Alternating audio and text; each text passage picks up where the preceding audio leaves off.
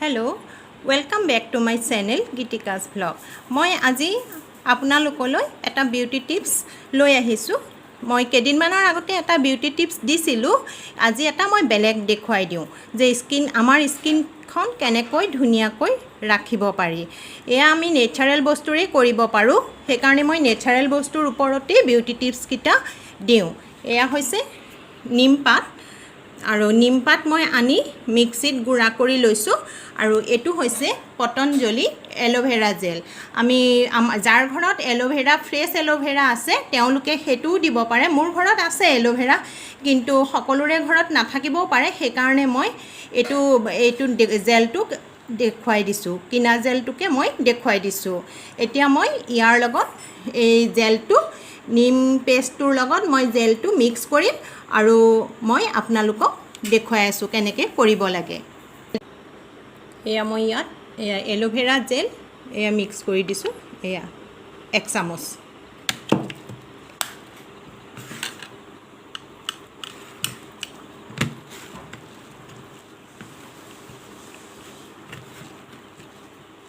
এইটো ভালকৈ ইয়াৰ লগত মিক্স কৰি ল'ব লাগিব। মিক্স কৰি দিছোঁ।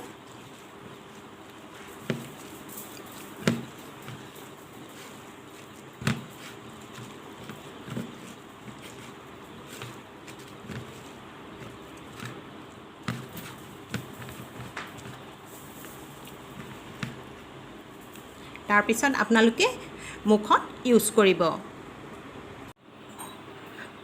এল'ভেৰাটো স্কিনৰ কাৰণে বহুত ভাল। এল'ভেৰাটো আমাৰ স্কিনৰ ফ্ৰেণ্ড বুলি কয়, আৰু নিমপাতো স্কিনৰ কাৰণে বহুত ভাল। সেইকাৰণে মই দুইটা মিক্স কৰি স্কিনটো কেনেকৈ ভালে ৰাখিব পাৰে, কেনেকৈ এই পিম্পলছ হয় বহুতৰ মুখত, সেইবিলাকৰ পৰা কেনেকৈ হাত সাৰিব পাৰি, সেইকাৰণে মই এই দুটা বস্তুৰে আজি আপোনালোকলৈ এই ফেচ পেকটো আগবঢ়াইছোঁ। এতিয়া মই নিজৰ মুখতেই মই লগাই দেখুৱাই দিছোঁ, চাওকচোন। এয়া মই ইউজ কৰি আছোঁ ফেচখনত, আৰু মই ডিঙিটো কৰি দিম। যেতিয়া আপোনালোকে এইটো 15 মিনিটমান ৰাখিব, তাৰপিছত ধুই পেলাব। আজি আৰু চাবোন ইউজ নকৰিব। মুখত যোনদিনা আপোনালোকে ফেচ পেক লগায় সেইদিনা আপোনালোকে চাবোন নিদিব মুখত। সাধাৰণতে এনেও আমি মুখত চাবোনটো ব্যৱহাৰ কৰিব নালাগে, ফেচ ৱাছ দিহে মুখখন ধুব লাগে। মই ফেচ ৱাছৰ বিষয়েও আপোনালোকক বিউটি টিপছ অন্য এটা ভিডিঅ'ত দিম।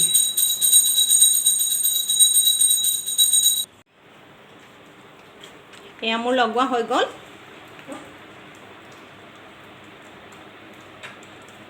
এতিয়া মই 15 মিনিট সময় ৰাখি দিম। অন্য এটা ৰেচিপি লৈ আহিছোঁ বিউটি টিপছটোৰ লগতে। সেইটো হৈছে বুটৰ দালি দি বৰ ভাজিম। আজি মই বৰ ভাজি কৰি জোল বনাম আলু দি। মই আপোনালোকক দেখুৱাই দিলোঁ। এয়া মই বুটৰ দালি তিয়াই থৈছিলোঁ, এয়া মিক্সিত পিচি ল'লোঁ, আৰু নিমখ হালধিখিনি দি পেলাই মই মিক্স কৰি লৈছোঁ। এয়া আলু কাটি লৈছোঁ, আৰু জিৰা ধনিয়া আৰু জলকীয়া দি এটা মই পেষ্ট বনাই লৈছোঁ। আজি নহৰু পিঁয়াজ এইবিলাক একো নিদিওঁ, সেইকাৰণে মই নিৰামিষ এনেকৈ বনাম। সেইকাৰণে ধনিয়া পাত কেইটামান লৈছোঁ, আৰু অকণমান ইলাচি পাউডাৰ লাষ্টত দিম। আপোনালোকে চাওকচোন মই কেনেকৈ আজি বৰ ভাজিখিনি কৰি আকৌ জোল বনাই দিওঁ।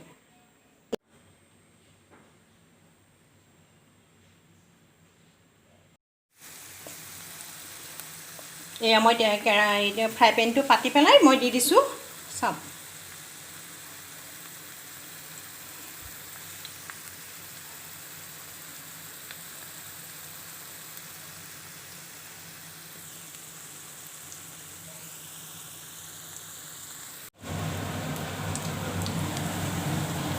এতিয়া মই আৰু এটা কেৰাহী পাতি দিছোঁ।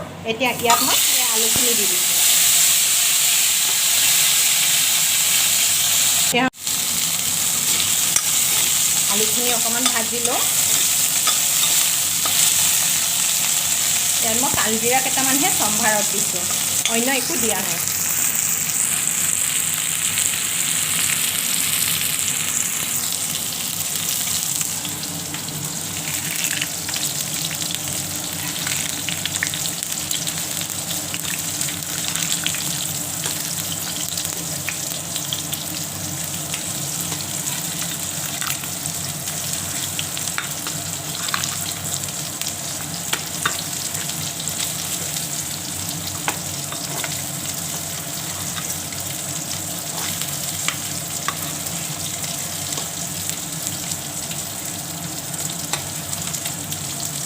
উল্টাই দিলোঁ বৰ ভাজিখিনি কম গেছত থৈ দিছোঁ অকণমান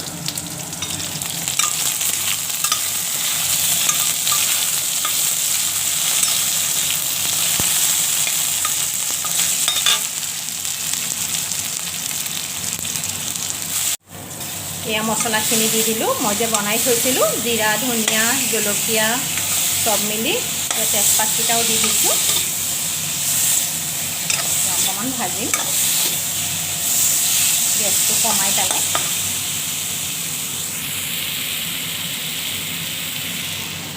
খালে বৰ ভাজিখিনিও হৈ আহিছে আৰু অকণমান ৰঙা কৰিম জোলত দিলে নহ'লে ভাঙি যাব পাৰে সেইকাৰণে অকণমান কাৰাকৈ মচমচীয়াকৈ ভাজি ল'ম এতিয়া পানী দি দিম মই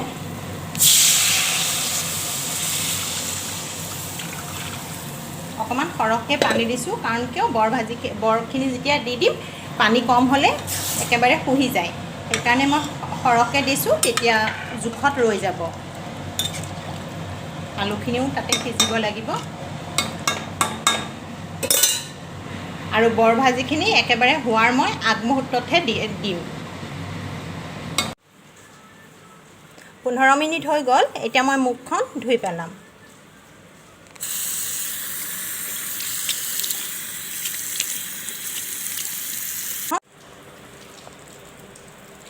এয়া মুখখন ধোৱা হৈ গ'ল চাওকচোন এই ফেচ পেকবিলাক ঘৰতে তৈয়াৰী কৰা ফেচ পেকবিলাক লগালে বহুত ভাল হয় স্কিনটো আৰু আপোনালোকেও ট্ৰাই কৰিবচোন আৰু আপোনালোকেও বহুতে নিশ্চয় ফেচ পেকৰ কথা জানে আৰু মোলৈও কমেণ্টত লিখিব যদি ভাল পাইছে তেতিয়াহ'লে মোলৈ নিশ্চয় কমেণ্ট কৰিব এয়া মই বৰকিটা দি দিছোঁ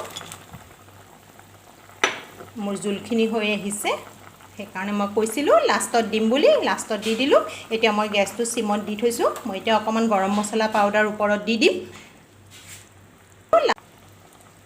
আৰু মই এইকেইটা ধনিয়া পাত ওপৰত দি দিছোঁ এতিয়া আৰু এতিয়া মই গেছটো অফ কৰি দিছোঁ চাওকচোন মই আপোনালোকক ওচৰৰ পৰা দেখুৱাই দিছোঁ বৰৰ জোলখন